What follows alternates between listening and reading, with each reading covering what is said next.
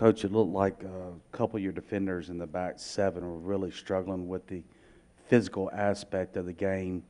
Uh, did y'all identify that? And if you did, why were they left in the game? You said why were they left in the game? Well, if you look at the roster and you're paying attention to personnel, we got a thin roster as it is. You know, don't have a variety of guys to choose from. Don't have a good solid numbers that you like to have in terms of backups. You know, due to the injuries and that type of thing. And I agree with you. One thing we came out of the game very disappointed in is lack of physicality. And to win games in this league, in the SEC, you have to play physical. I thought the week before there was some noticeable physicality, and I thought in this Saturday's game that we weren't as physical as we need to be and as we've been playing. So we definitely have to address that. Follow-up question with Ruggs. He's again second game in a row not getting much playing time. What's going on there? Well, you know, every week, you know, we go out on the grass and we prepare for our opponents, and you know, guys have to earn the opportunity to play every week, and so we're gonna constantly coach our guys up to get them prepared to play. But when we walk on the field on game day, we're gonna insert the guys that have prepared that week to give us the best chance to win, and so we just got to keep bringing guys along. And he's certainly one of them. And we're looking forward to him coming back these next 4 ball games and giving us a good shot in the arm because the guy plays hard. He's got good length. He can run.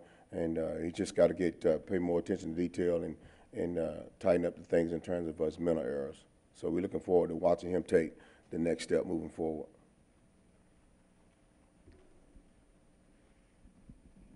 Talk a little bit about Tariq Tisdale, if you would, where you see his development right now. Well, you know, we're fortunate to have Tisdale, and, you know, he has a good SEC size. You know, he's been playing, you know, solid for us. We'd like for him to elevate his play. But he's been giving us some great snaps. And, you know, at the same time, there's not going to be a perfect game. There's not going to be a perfect player.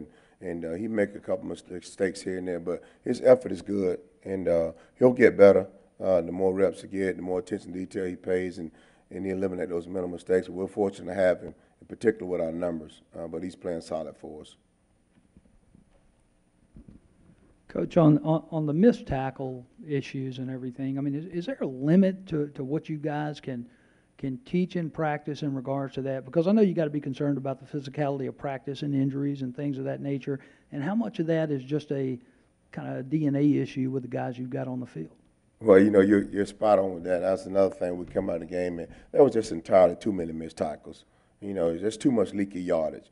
You know, we were there, we were fitting and run, we was in the right spot, and as I told the defenders, we have to come up with a body part. We have to get that guy on the ground, and there's a fine line between how you prepare for a game in terms of physicality, how much you practice in terms of, you know, not wanting to get anybody hurt and get anybody prepared for the game. So there's a fine line. And the one thing that I share with the defense is that tackling, in my opinion, it's 90% desire.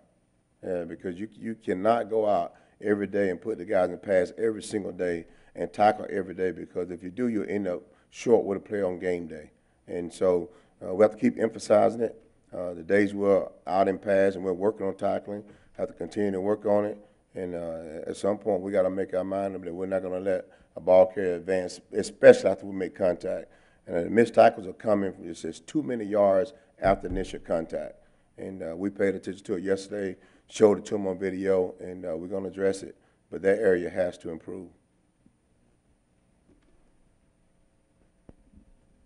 First half you finished in you know 10-6, and it was one of your better halves of the season so far. What do you think happened at halftime that kind of allowed Auburn to come out and score 21 pretty quickly in the third quarter? Explosive plays. You know, we gave up in the third quarter. We didn't play land shark defense, and we gave up 2 explosive plays there. You know, that kind of gave them the go-ahead, if you will, and we have to eliminate that. Always look at the most important drive of a football game, in my opinion, is the first drive after halftime. And we came out of the locker room and wasn't able to get off the field on that drive, and they scored. And they didn't score in the fourth quarter, but the third quarter was very, very pivotal. And we allowed those 2 explosive plays, and that's the thing that got us behind. Coach, besides them just being 20 and 21 years old, how do you explain 1 week playing real physical and the next week look like they just forgot it? You know what, Chuck? I wish I had the answer to that. Because the game has to be played physical. I mean, this is a violent game, if you will. It's a physical game, and there's going to be some contact, and you wonder if guys will go out and over-process and overthinking rather than just going out and playing and relaxing and striking. And I can't stand here and tell you I have an answer for. You'll see it 1 week, and next week you don't. Just like with tackling, you got a guy to make a great tackle, and the next play, and he comes up short and miss a tackle, and it's just something that you have to pay attention to and continue to work on. And in order to be a good defense, you have to be consistent in those areas, and being in terms of physicality and tackling, and that's the art of coaching. We have to find an answer to make sure these guys are consistent, playing physical and tackling.